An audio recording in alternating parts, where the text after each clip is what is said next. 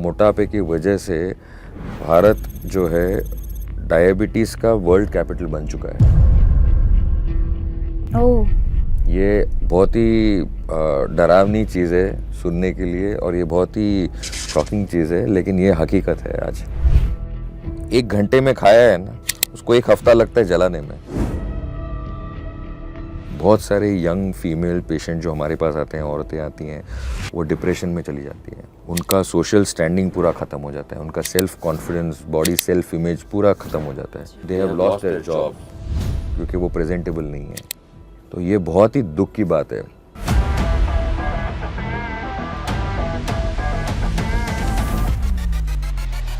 दुनिया भर में मोटापा एक बहुत ही बड़ी समस्या बन गया है। लोग मोटापे के साथ साथ कई सारी बीमारी से ग्रसित रहने लगे हैं। इसी विषय पे बात करने के लिए हमारे साथ मौजूद हैं डॉक्टर जयदीप पाले, जो कि बैरिएट्रिक सर्जन और जीआई हैं। नमस्कार सर, बहुत बहुत स्वागत है आपका हमारे स्टूडियो में। नमस्कार, मैं डॉक्टर जयदीप पालेप हूँ, पीडी हिंदुजा हॉस्पिटल मुंबई में काम करता हूँ। बैरिएट्रिक और गैस्ट्रोइंटेस्टाइनल सर्जन हूँ और ये बहुत ही इंटरेस्टिंग चर्चा होगी मोटापे के बारे में, क्योंकि मोटापा आज भारत में और हिंदुस्तान में काफ़ी बढ़ चुका है। इसकी मात्रा बहुत ज़्यादा हो गई है और इसका जल्द से जल्द उपाय निकालना बहुत ही ज़रूरी है। तो सर, शुरुआत करते हैं कि मोटापा आखिर है क्या? मोटापा, अगर आप डेफिनेशन पूछें कि भाई मोटापा क्या है, हर एक के लिए एक अलग डेफिनेशन होता है मोटापे का। मेडिकल भाषा में मोटापा उसको कहते हैं जिसका बॉडी मास इंडेक्स या बीएमआई जिसको हम कहते हैं, कि वो कैलकुलेशन होती है, वो अगर 32 से ज़्यादा हो तो उसको मोटापा कहते हैं। नॉर्मल बीएमआई जो है वो 25 तक होता है, 24.99। उसके बाद जो 25 के ऊपर जाता है 27 तक, तो स्लाइटली ओवरवेट होता है। 27 से लेके 32 तक ओवरवेट कैटेगरी में आता है। 32 से ऊपर जो होता है उसको ओबीस कहते हैं। ओबेसिटी जो है अंग्रेज़ी में, उसको मोटापा कहते हैं हिंदी में। तो वो मोटापा है। और 32 से ऊपर जब जाता है इंसान मोटापे की कैटेगरी में, तब जाके अलग अलग मेडिकल प्रॉब्लम शरीर के अंदर आने लगती हैं। सर, आपने कहा बीएमआई हम कैलकुलेट करते हैं। बीएमआई कैसे कैलकुलेट किया जाता है, मतलब किस चीज़ से, मतलब फ़ोन में या फिर किसी ऐप से? सो बीएमआई के लिए 50 ऐप है। आज हर एक इंसान स्मार्टफोन इस्तेमाल करता है। बहुत ही सिंपल कैलकुलेशन है और बहुत सारे ऐप्स हैं। आप कहीं पे भी चले जाइए, बैठे बैठे आपको 2 मिनट में बीएमआई मिल जाएगा आपको। ऑनलाइन भी देख सकते हैं। बिल्कुल बिल्कुल। बहुत सारी डाइट्स हैं, बहुत ही ज़्यादा मैंने देखी है कि कोई इंटरमीडिएट फास्टिंग कर रहा है, कोई सिर्फ वीगन खा रहा है। तो कैसी डाइट अपनानी चाहिए ताकि हम मोटापे से ग्रसित ना हो सके, हम मोटे ना हों? देखिए, मोटापा होने के बाद इंसान को नॉर्मल वेट पे आने में ज़्यादा तकलीफ होती है। और मोटा नहीं बनने के लिए जो हमने फॉलो करना है वो बहुत ही सिंपल है। ज़्यादातर लोग जो हैं वो इस कैटेगरी में होते हैं जो पहले नॉर्मल वेट के होते हैं और बाद में उनके शरीर में मोटापा आने लगता है। और वो इसलिए होता है क्योंकि अपनी लाइफस्टाइल बदल जाती है। हमारे खाने की जो चीज़ें हैं, जो हमारे नॉर्मल डाइट में हम बचपन से लेके बड़े हुए थे, जो हमको घर में मिलता था खाने को, वो चेंज हो गया है, वो बदल चुका है। तब जाके शरीर में मोटापा आने लगता है। और ज़्यादातर मैंने मेरी प्रैक्टिस में देखा है, पिछले 20 साल से मैं देख रहा हूँ कि मोटापे के लिए जो बैरिएट्रिक सर्जरी के लिए पेशेंट आते हैं हमारे पास, बहुत ही ज़्यादा मोटापा होता है उनको। उन सब में ये एक चीज़ कॉमन है कि उन्होंने अपनी जो लाइफस्टाइल है उसको बदली कर दी है। जब कि जो जिस लाइफस्टाइल पे उनको बड़ा किया था, जो घर में कल्चर हुआ करता था, उस कल्चर से वो डिविएट हो गए हैं और उसकी वजह से उनको मोटापा आता है। या फिर हमारे यहाँ पे ऐसा कल्चर रहा है कि हमने ऐसा खाना खाया हमेशा से, इंडियन कल्चर, हमें ऐसा खाना खाया है कि हमें वो मेंटेन रखना चाहिए ताकि मोटापा ना आए। हमने जो किया है वो है, हमने पश्चिमी संस्कृति को अपना लिया है, जिसकी वजह से मोटापा और मोटापे का जो ये है परसेंटेज जो है, वो प्रतिशत जो है वो बढ़ते जा रहा है इंडिया में। जंक फूड वाली कंपनीज हैं वो सब अमेरिका से आई हैं और धीरे धीरे पूरी दुनिया में फैल चुकी हैं।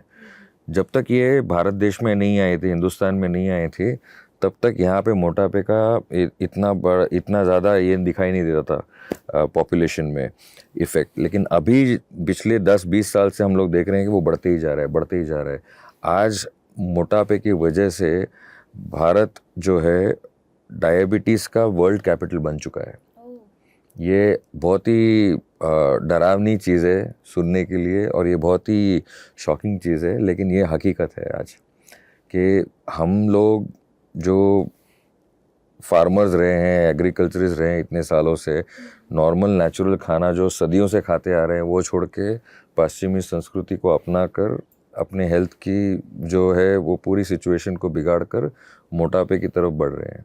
और उसकी वजह से डायबिटीज़ जो है हमारे इंडियन पॉपुलेशन में बहुत ज़्यादा उसका प्रभाव आ गया है अभी। सर बहुत सारे डाइट्स की बात कर रही थी मैं, हम लोग अगर ऐसे बहुत सारी जो डाइट्स का नाम है, ऐसी कोई पर्टिकुलर डाइट जिसे फॉलो करने से वेट मतलब जैसा है हमारा वैसा ही रहे, मतलब कम रहे और मेंटेन रहे एटलीस्ट, तो कोई डाइट? मेरा मानना यह है, क्योंकि मैं इस फील्ड में डील करता हूँ, कि डाइट वो अच्छा है इंसान के लिए जो ऐसा हो कि आप ज़िंदगी भर उसे फॉलो कर सकें। ये नहीं है कि मैंने आज 6 महीने इंटरमिटेंट फास्टिंग की और 6 महीने और 1 दिन पे मैंने छोड़ दिया, तो जितनी मेरी मेहनत थी इंटरमिटेंट फास्टिंग की वजह से जो मैंने वेट लॉस किया था, कि समझ लो मुझे 15 किलो वेट लॉस करना था, 6 महीने मैंने इंटरमिटेंट फास्टिंग की, मेरा 15 किलो वेट लॉस हो चुका है। अब मैंने बोला कि ठीक है यार, मैं थोड़ा ब्रेक ले लेता हूँ इससे।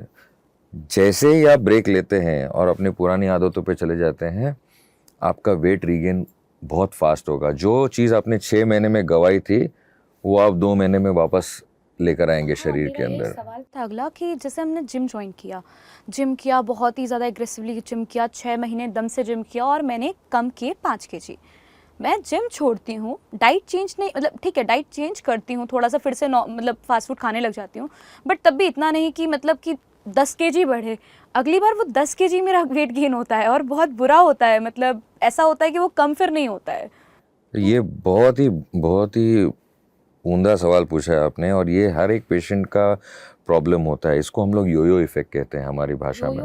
योयो इफेक्ट, वो बच्चे खेलते हैं ना, वो धागा लगा के वो ऊपर नीचे आता है, तो उसको योयो कहते हैं। तो वो नीचे जाता है ऊपर आता है, नीचे जाता है, जितना नीचे जाएगा उससे ज़्यादा ऊपर आता है, तो उसको योयो कहते हैं। तो वही ये इफ़ेक्ट शरीर में देखा जाता है कि योयो इफ़ेक्ट की वजह से क्या होता है।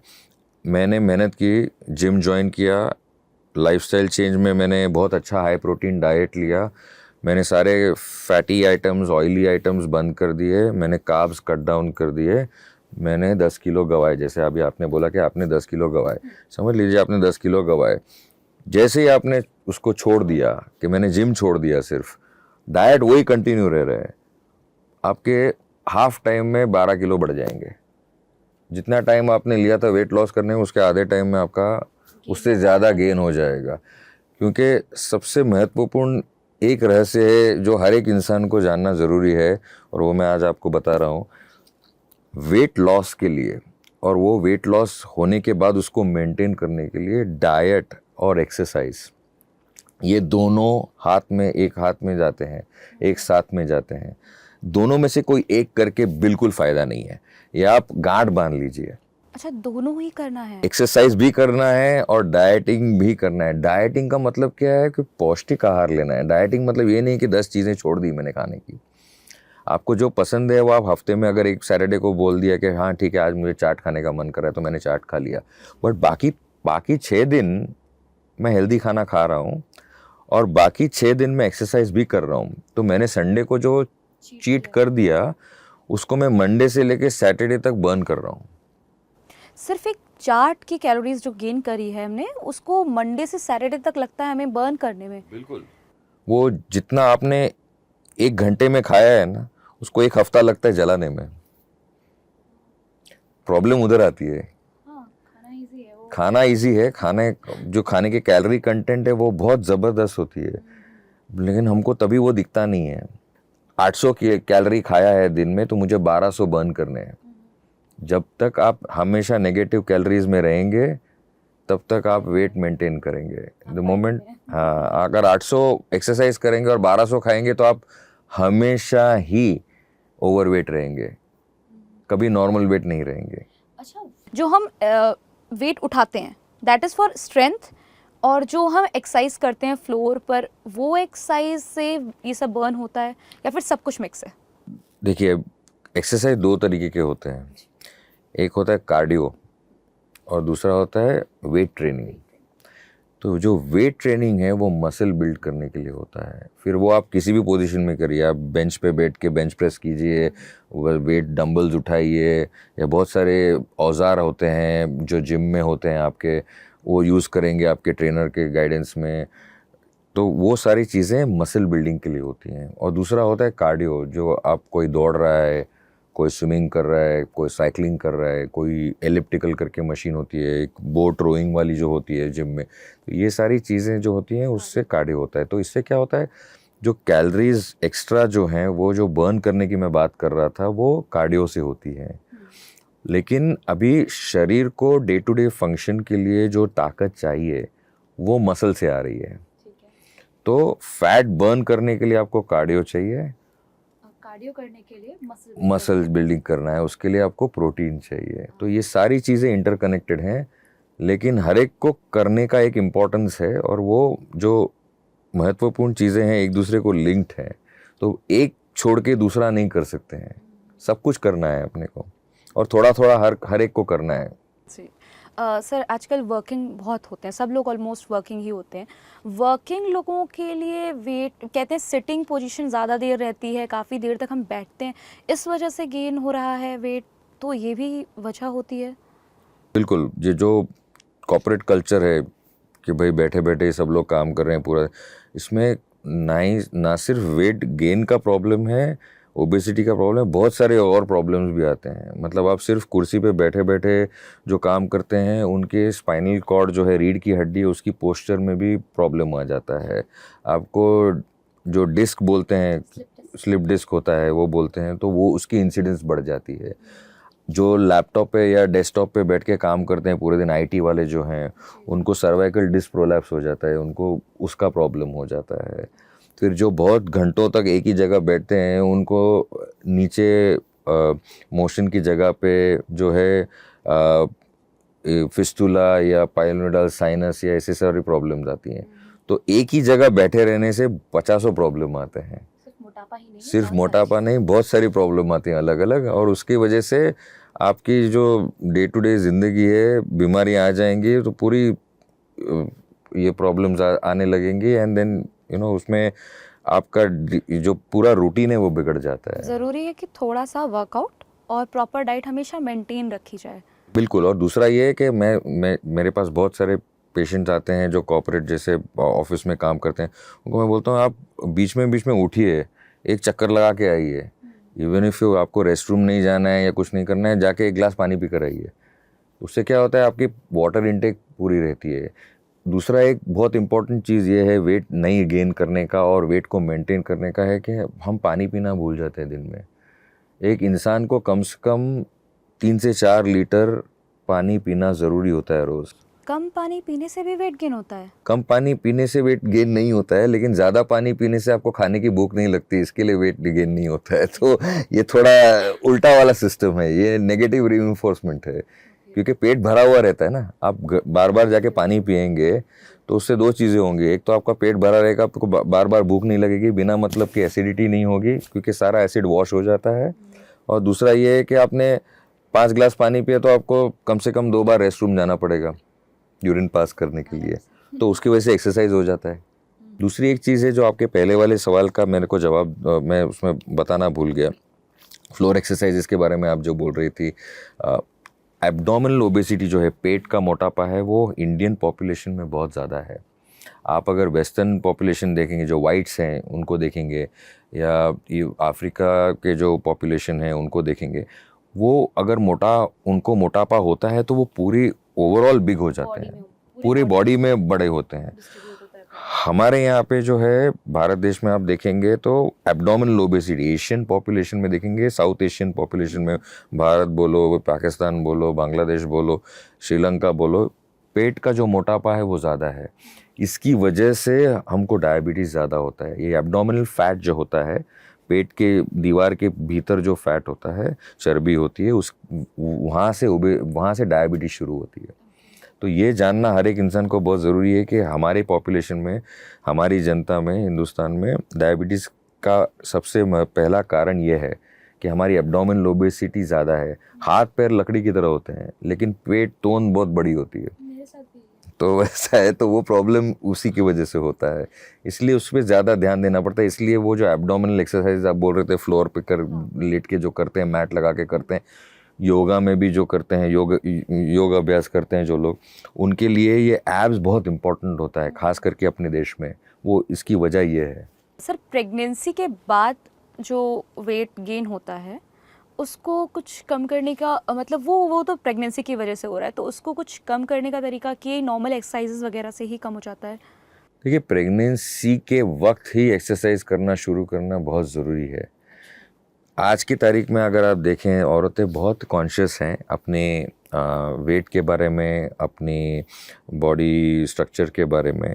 तो ज़्यादातर तो इनफैक्ट मैंने खुद ने देखा है हमारी प्रैक्टिस में कि ज़्यादातर औरतें पूरी प्रेगनेंसी के दौरान भी फ़िज़िकल एक्सरसाइजेस की क्लासेस ज्वाइन करते हैं। कोई ज़ुम्बा करता है, कोई योगाभ्यास करता है, कोई जिम जाता है। नॉर्मली 8 से 10 किलो का जो वेट गेन है वो प्रेगनेंसी में नॉर्मल होता है, ताकि अंदर जो बच्चा पल रहा है, बड़ा हो रहा है, उसको उतना ज़रूरी होता है पोषण मिलना, ताकि अगर पूरे 9 महीने के प्रेगनेंसी में 1 kilo per month, 1 KG per month के हिसाब से पकड़ेंगे तो 9 किलो या 10 किलो का वेट गेन होता है। और अगर आपने फ़िज़िकल एक्टिविटी पूरे प्रेगनेंसी के दौरान शुरू रखी है और जारी रखी है, तो ये वेट लॉस ऑटोमेटिकली हो जाता है, क्योंकि काफ़ी सारा वाटर रिटेंशन भी होता है प्रेगनेंसी के वक्त। जैसे डिलीवरी हो जाती है उसके बाद ऑटोमेटिकली ये अगर प्रोसीजर जारी रखा, ये प्रोसेस जारी रखा कि भाई मैं एक्सरसाइज करते रहूँगी, तो वो वेट लॉस तुरंत चला जाता है। पर काफ़ी सारी औरतें हैं जो बिल्कुल कोई एक्सरसाइज नहीं करती हैं, तो वो 10 की जगह 20 किलो पुट ऑन करते हैं। अब जब आपने डबल पुट ऑन कर लिया है, तब वो वेट लॉस करना बहुत मुश्किल होता है। फिर ज़्यादातर वो जो कैटेगरी में औरतें आती हैं जिन्होंने बहुत ज़्यादा पुट ऑन कर लिया है, वो बहुत ही प्रॉब्लम हो जाता है और वो लोग वापस वेट लॉस कर ही नहीं पाते हैं, और देखते ही देखते दूसरी प्रेगनेंसी आ जाती है, उसमें और 10-15 किलो बढ़ जाते हैं। तो फिर वो विशेष साइकिल में एक बार चले गए आप, तो फिर वो पहले जो वेट था, काफ़ी सारी औरतें मुझे आके बोलती हैं शादी के मेरा वेट 45 किलो था, अब मैं 90 किलो की हो गई हूँ। तो उसके लिए कोई और जिम्मेदार नहीं है, आप ही जिम्मेदार हैं, क्योंकि आपने तब ध्यान नहीं दिया और अब बहुत आगे निकल चुके हैं आप। तब जाके वो हमारे पास आते हैं कि भाई हमारा वेट लॉस सर्जरी करा दीजिए। मैं सर्जरी पर ही आने वाली थी। कई सारी वेट लॉस सर्जरीज होती हैं। कब, किस एज में ये सर्जरी कराई जा सकती है? क्या है सही एज, और कितना वज़न बढ़ जाने के बाद ये सर्जरी करानी चाहिए? तो इसमें बहुत ही फिक्स गाइडलाइंस हैं पूरी दुनिया भर में। पहला, इसको बेरियाट्रिक सर्जरी कहते हैं, और बेरियाट्रिक या मेटाबॉलिक सर्जरी कहते हैं। आज की तारीख में इसका सही नाम है मेटाबॉलिक बेरियाट्रिक सर्जरी, MBS, ठीक है ना। इसमें लड़कों के लिए नॉर्मली लड़कियां पहले हाइट एक्वायर करती हैं और लड़के बाद में ग्रो करते हैं। तो लड़कियां जब एक बार उनके पीरियड शुरू हो जाते हैं, मेनार्की जिसको बोलते हैं, वो 12-13 साल में हो जाता है, तो तब उनकी हाइट उससे ज़्यादा बढ़ती नहीं है। उसके बाद जो हाइट अचीव हो चुकी है या प्राप्त कर दिया है, उससे ज़्यादा बढ़ती नहीं है हाइट। तो उसके बाद में लड़कियां एलिजिबल होती हैं वेट लॉस सर्जरी के लिए, उस एज ग्रुप के ऊपर। लड़के जो हैं 16, 17, 18 साल तक उनकी बोन ग्रोथ जो होती है वो होती है, तो उनकी जो हाइट है, फाइनल हाइट जो होती है, वो 16 या 17 साल तक होती है। तो आइडियली लड़कों के लिए वो एज है और उसके ऊपर है, उससे ऊपर ये सर्जरी कर सकते हैं। और अपर लिमिट जो है आज की तारीख में 75 है, मतलब वो एक गाइडलाइन लिखित है, ऐसा नहीं है कि भाई 75 के ऊपर नहीं कर सकते हैं। किसी को एकदम ही बहुत सारे मेडिकल प्रॉब्लम्स हैं और अदरवाइज़ हेल एंड हार्टी इंसान है, मतलब उनको हार्ट की प्रॉब्लम नहीं है, कोई सांस लेने की प्रॉब्लम नहीं है, किडनीज ठीक काम कर रहे हैं, घुटने जवाब दे चुके हैं, वज़न की वजह से चल नहीं पा रहे हैं, बिस्तर से उठ के बाथरूम तक नहीं जा सकते हैं, तो ऐसे जो इंसान हैं उनके लिए हम लोगों ने 75 के ऊपर भी हमने सर्जरीज की हैं और उनकी ज़िंदगी बदल गई है उसकी वजह से। तो ये एज रेंज है। अब कौन सा मनुष्य जो है, मेल हो या फीमेल हो, जो इस सर्जरी के लिए एलिजिबल है, किसी भी इंसान का जिसका BMI आज की तारीख में 37 से ऊपर हो, 37 kg/m² से ज़्यादा हो, वो सीधे MBS के लिए क्वालिफाई करता है या बेरिएट्रिक सर्जरी के लिए क्वालिफाई करता है।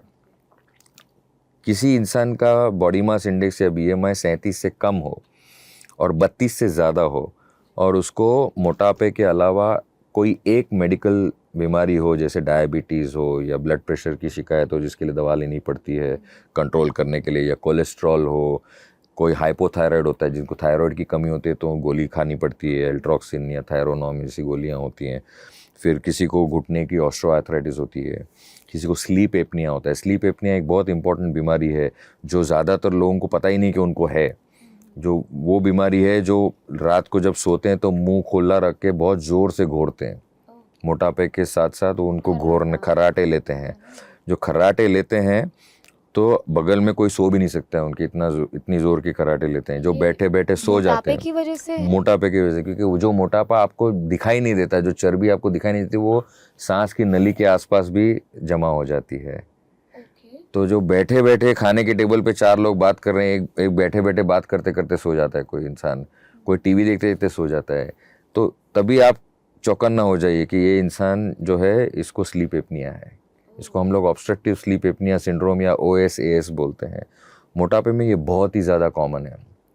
कितने ऐसे पेशेंट हैं जो हम मतलब मेरे सामने बैठे हैं, मेरे साथ बात कर रहे हैं, बात करते करते सो जाते हैं, ऐसे गिर जाते हैं, आंख बंद हो जाती है उनकी और सर टेबल पे लगता है जाके। इतना सीवियर होता है स्लीप एपनिया कभी कभी, और डेंजरस होता है, जानलेवा होता है। हाँ, गाड़ी चलाते वक्त हो जाएगा। बिल्कुल। तो ये जो 32 और 37 के बीच में जो है BMI, उनको कम से कम एक कोई मेडिकल बीमारी जो मोटापे से लिंक्ड है, जुड़ी हुई है, ये होगी तो भी वो बेरिएट्रिक सर्जरी के लायक हैं। ये सर्जरी डायबिटीज़ को भी वापस रिवर्स कर देती है।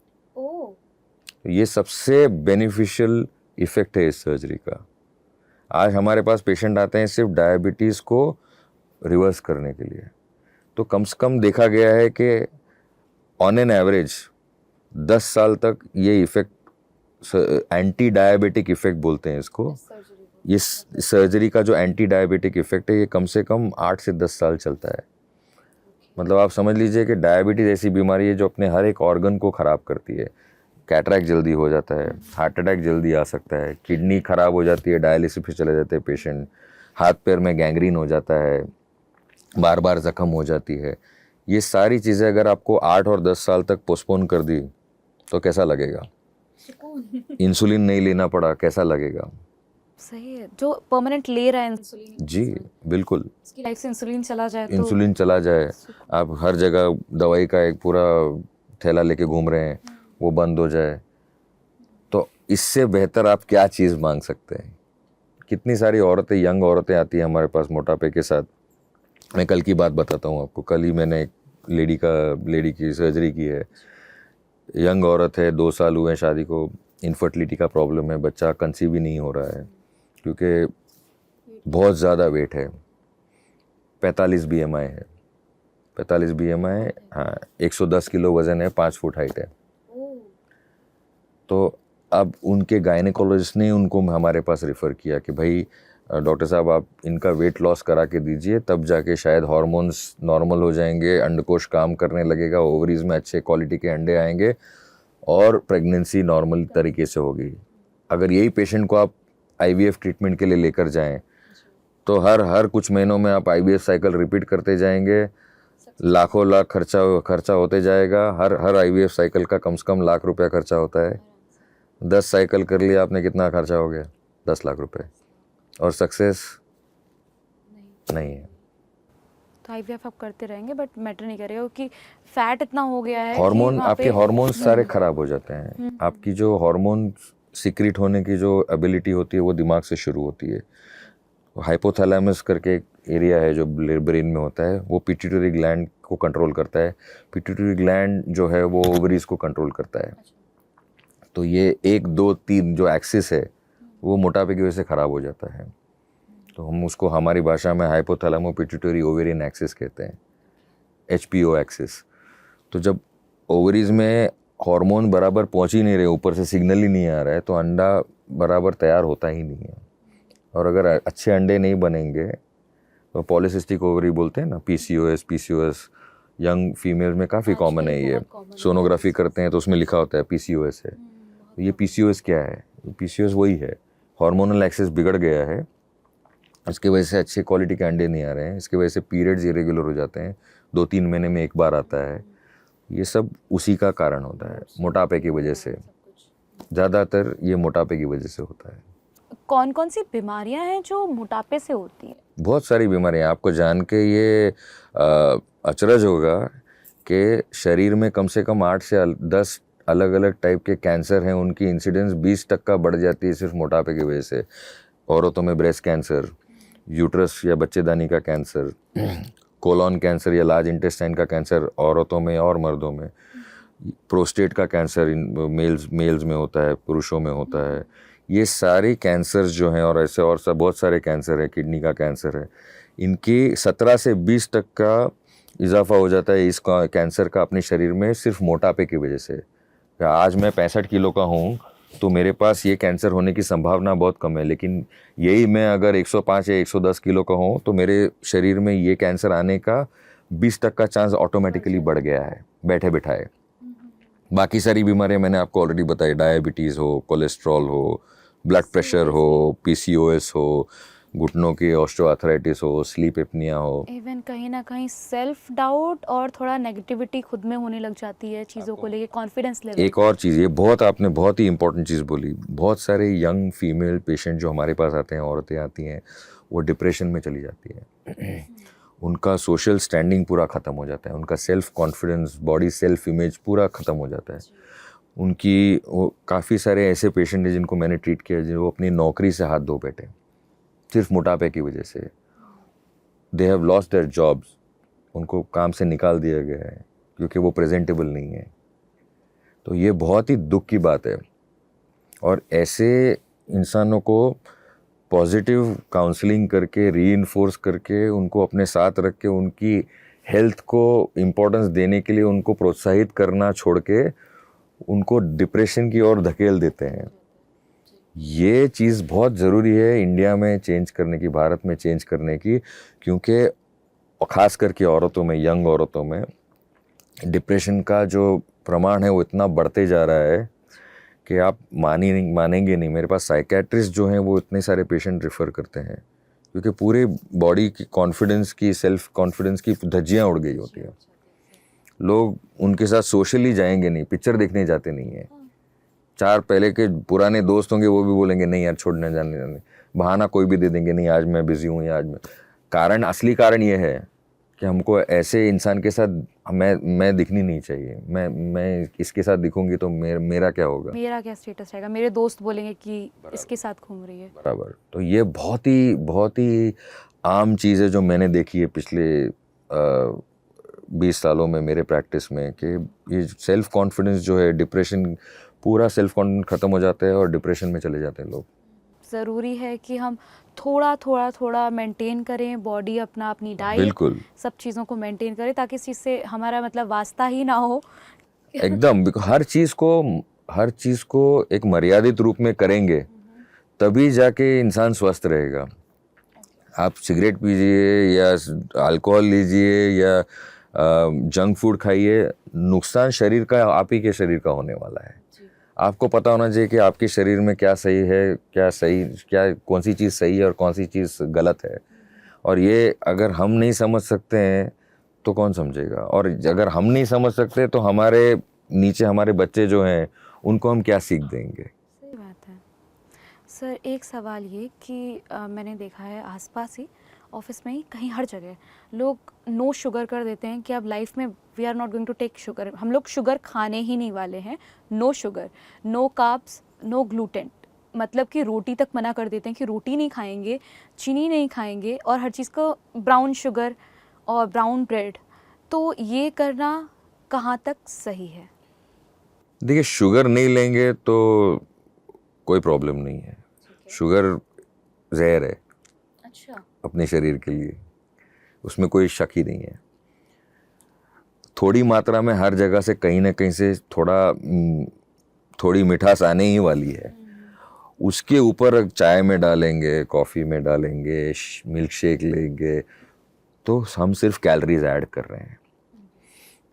रही बात ब्रेड्स की और रोटी की, और वीट जो गेहूं है वो अपने शरीर के लिए पोषण मिल देता ही है, उसमें कोई शक नहीं है। उसी को हम पॉलिश करके मैदा करके खाएंगे तो वो हानिकारक है। अब पॉलिश्ड जो भी वीट होता है या पॉलिश्ड जो फ्लावर होता है, वो लेने से कोलोन में या बड़ी आंतड़ी में कैंसर होने के चांसेस बढ़ जाते हैं। ये ऑलरेडी एक ऐसा फैक्ट है जो एस्टेब्लिश किया गया है मेडिकल लिटरेचर में, हमारी किताबों में, कि मैदा टाइप चीज़ का बिकॉज हमारे खाने से। कल्चर में वो एक्चुअली है नहीं। हम गेहूं खाते हैं, ज्वार खाते हैं, बाजरा खाते हैं।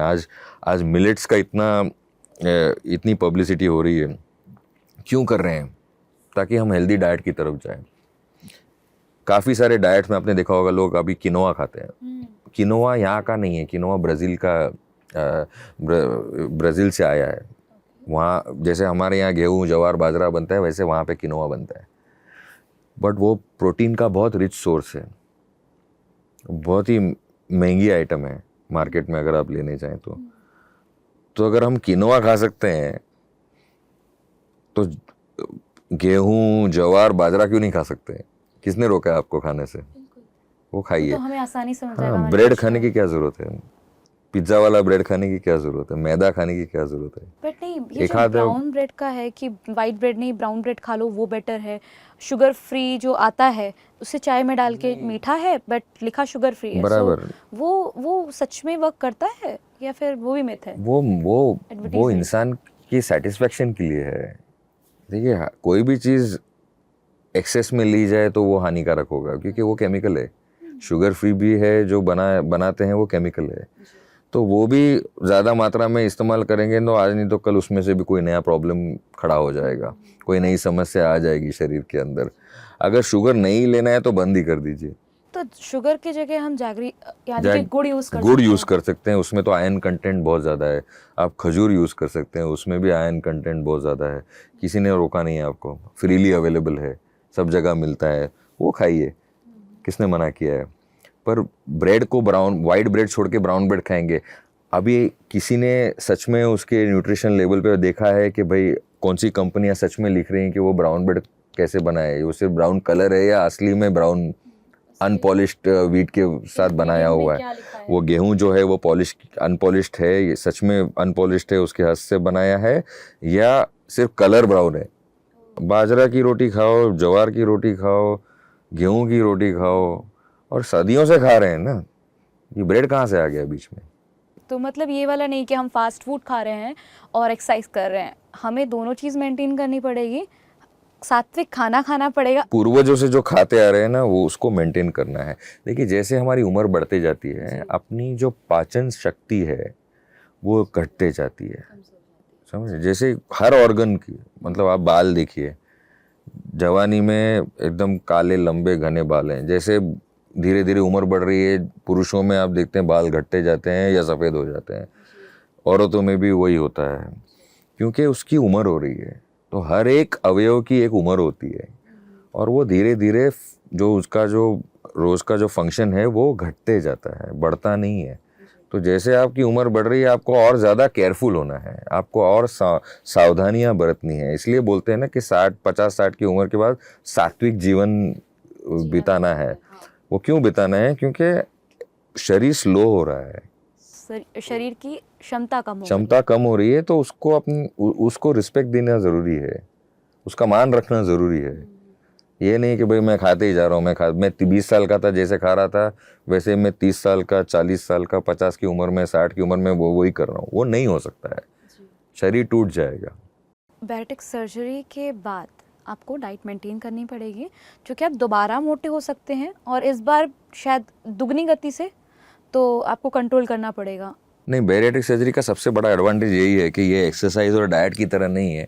अगर आपने वेट लॉस बैरिएट्रिक सर्जरी की वजह से किया है तो इसमें वापस वेट रिगेन करने के चांसेस जो है वो 15 से 20% पेशेंट में है। मतलब अगर 100 पेशेंट की बैरिएट्रिक सर्जरी हुई है तो 75 से 80% जो पेशेंट है वो अपना वेट मेंटेन करेंगे आगे जाके लॉन्ग टर्म में, लेकिन 15 से 20% पेशेंट जो है वो वेट रिगेन करेंगे अगले 2 से 5 साल में, क्योंकि उन्होंने हेल्दी लाइफस्टाइल जो है, जैसे पौष्टिक आहार है और एक्सरसाइज है, वो मेंटेन नहीं किया।